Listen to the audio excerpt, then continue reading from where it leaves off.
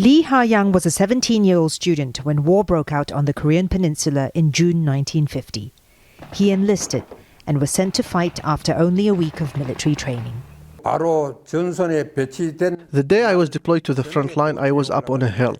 The soldier right next to me was killed by a gunfire from the North Korean People's Army. I was terrified. Korea had been divided after the Second World War in 1945, but the invasion by North Korea 5 years later still came as a shock. The US, which backed South Korea, asked the UN Security Council for military support. It would become the UN's first active involvement in a conflict, with 22 countries contributing soldiers or medical units. International forces were also involved in evacuating UN personnel and civilians from North Korea. Among those who fled was Kim Chang-suk. He later enlisted with the South Korean army.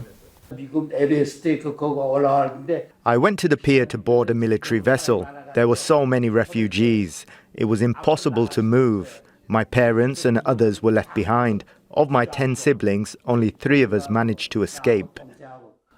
Like many other refugees from the north, they arrived in Busan, today South Korea's second largest city. But in the 1950s, Busan wasn't equipped to deal with the influx of people. Many of the new arrivals ended up building homes in the only space available then, a cemetery. Tombstones were ripped out and used as building materials. Houses were constructed on top of graves. As you can see here, a gravestone was used as part of the foundation for a wall.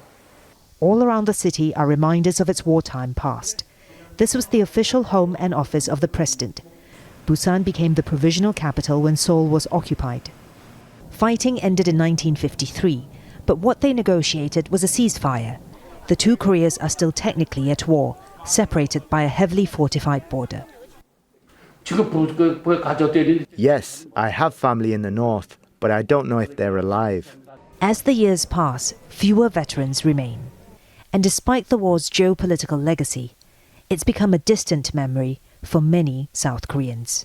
Florence, Looi, Al Jazeera, Busan, South Korea.